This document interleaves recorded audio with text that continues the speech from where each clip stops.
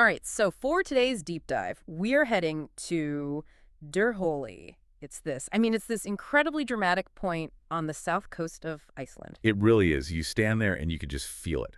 It's where fire, ice, and the Atlantic Ocean are in this constant state of collision. And we're not just looking at it as, a pretty cliff for a photo. We're really analyzing it as a critical landform. That's exactly the right way to frame it. When you look at Dyrhólaey, you're seeing a geological story that's 100,000 years old.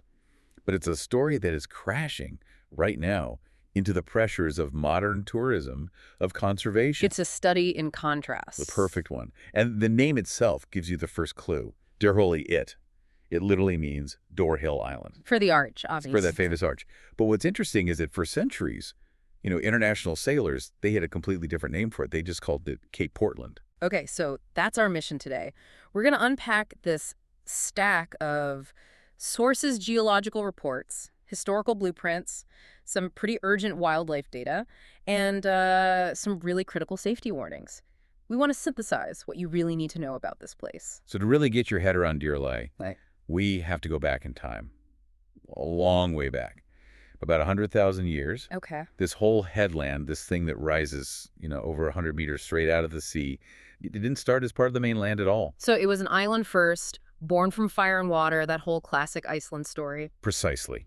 It formed in a hugely explosive underwater eruption.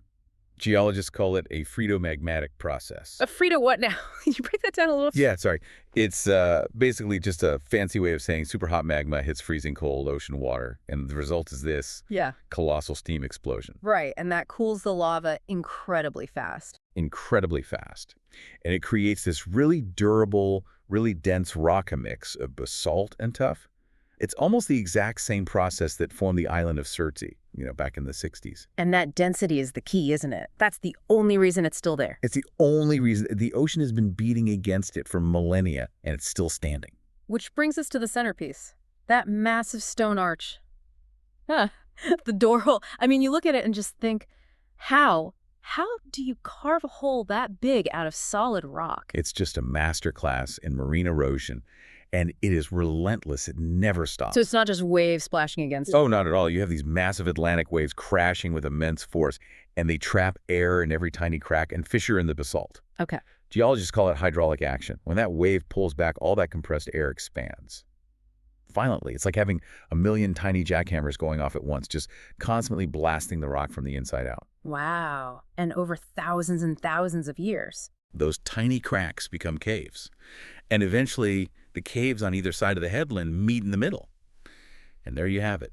You've carved a door right through a 120-meter cliff. That slow, relentless power is, it's almost impossible to visualize, but there's this one anecdote in the sources that just perfectly captures the scale of it. It really does.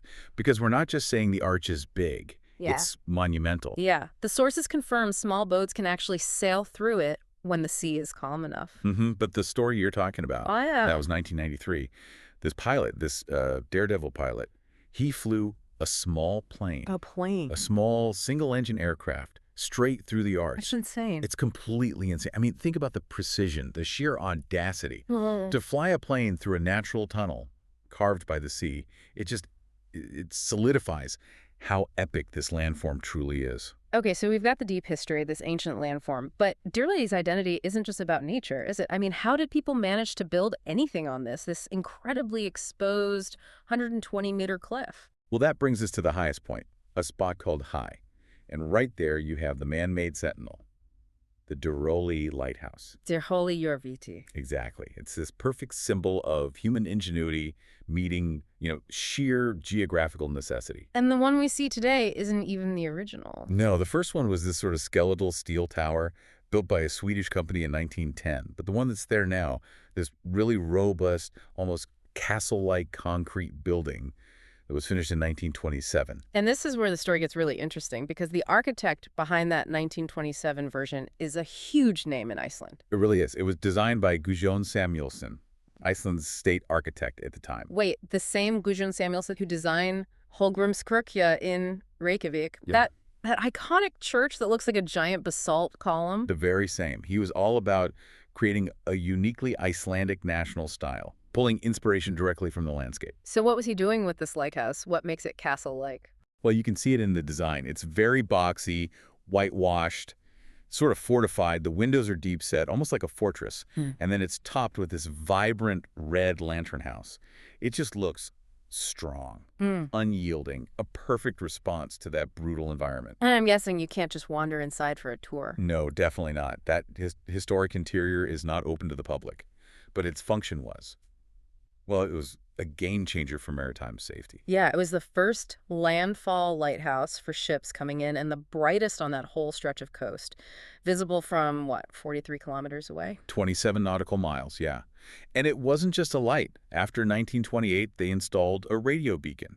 It became this kind of high-tech navigational hub that airplanes actually relied on for positioning. So it had a military function, too. A critical one, right up until that radio system was decommissioned after World War II. And when you're standing up there by that lighthouse, the view, I mean, the sources all just rave about the panoramic views. It's a full 360-degree canvas of Icelandic drama. Yeah. You look north, and you've got the colossal silent mass of the Mýrdal Glacier. Which is beautiful, but you also have to remember what's underneath it. Right. That's the scary part. That ice cap is hiding the Katla volcano, so the fire part of fire and ice is just sleeping. And then you turn east, and you see the Reynisdrangar sea stacks, those jagged black pillars. The ones from the troll folklore, yeah. And beyond them, the whole sweep of the Reynisfjara black sand beach. But the most striking vista, the one the sources really emphasize, is this weird collision of colors right near the coast. Oh, it's otherworldly. You have this river that's tinted yellow. From all the sulfur and geothermal runoff. Exactly. And this yellow river snakes down to the coast and just pours onto the jet black volcanic sand right next to the deep blue of the Atlantic. It's painting made by the elements. It's just wild. Okay, so let's move from geology to biology. Dyrhólaey is also this incredibly important ecosystem. It was designated a nature reserve back in 1978. And the main reason for that, the undisputed wildlife celebrity here, is the Atlantic puffin. The sea parrots. The sea parrots. You can see them nesting there from about May through August, maybe early September. They come back to the exact same spot every single year, dig these burrows into the grassy cliff tops, and raise their chicks. And that nesting habit laying, just a single egg deep inside a burrow, that leads us to probably the single most important logistical detail you need to know before you visit. This is it. This is the critical thing. If you're planning a trip, listen up.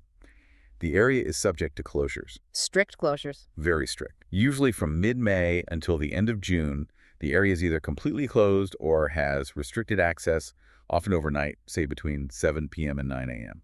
It's all about protecting the nesting birds from human disturbance. To prevent them from abandoning their nests. Exactly. Yeah. And even when it is open, staying on the marked path is just, it's non-negotiable. Right, because the ground is basically hollowed out with all these burrows. It is, and the sources are really clear on this. You step just a little bit off that path, you risk collapsing a burrow and crushing that single egg inside. It really highlights how fragile this whole system is, despite the, the Mýrdal Cliffs it's built on. And that fragility seems to be a theme because the conservation reports we looked at pointed to a pretty serious problem. The bird populations have dropped significantly. Yeah, and this is the really worrying part. The decline isn't really being blamed on tourism, not directly. Ornithologists say the main problem is a widespread lack of food in the ocean. So the puffin's main food source, sand eels, herring, they're just not there in the same numbers. They're not. They're incredibly sensitive to even small shifts in ocean temperature and currents. Yeah. So what we're seeing at Dyrhólaey is it's a local symptom of a much, much bigger problem. So this beautiful nature reserve is basically a barometer for the health of the North Atlantic. That's the painful takeaway, yeah. It's a remote sanctuary that's feeling the strain of these huge global oceanic shifts. And it's not just puffins. No, you'll see eider ducks there year-round.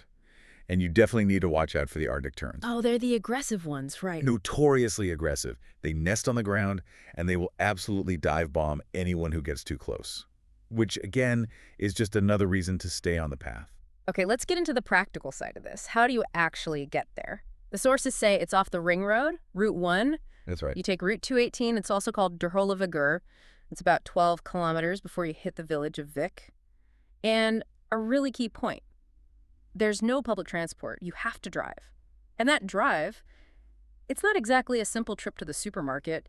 The sources had some pretty stark warnings about the road itself. Yeah, you have to be prepared. The road is split, really. There's a lower paved section, which is generally fine.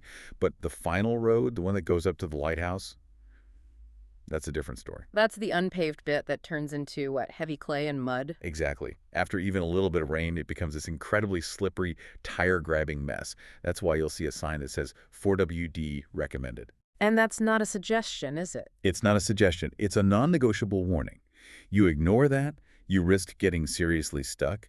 And on top of that, parts of the lower road can flood during high tides or heavy storms. You have to be aware. So you navigate the road, you finally get out of your car, and you step onto the promontory. And all those forces of nature we talked about, they suddenly become your safety checklist. Yes, there are 3 big ones. And the first is the wind. And we're not just talking about a bit of a breeze here. No, we're talking about powerful Atlantic gusts that can literally knock an adult off their feet. You have to brace yourself and stay well clear of the cliff edges. Which brings us to number 2. The cliffs themselves are unstable. All that erosion we discussed earlier, it's still happening. It's happening right now as we speak. The edges are constantly crumbling. So when you see a safety line or a fence, you stay behind it. No photo is worth that risk. It's that simple. And finally, down at the beach level, there's the risk of sneaker waves. They are more famous or infamous at the nearby Reynisfjara beach, but they're just as dangerous at the base of Dyrhólaey. Explain what a sneaker wave is. It's an unpredictably large wave that comes in after a period of calm. It surges much further up the beach than any of the previous waves, and it can pull people out to sea in an instant. So the number 1 rule is? Never, ever turn your back on the ocean. Always keep your eyes on the water. So Dyrhólaey is this place of this profound duality. It's a monument to 100,000 years of geology, but it's also a working lighthouse, a vital nature preserve.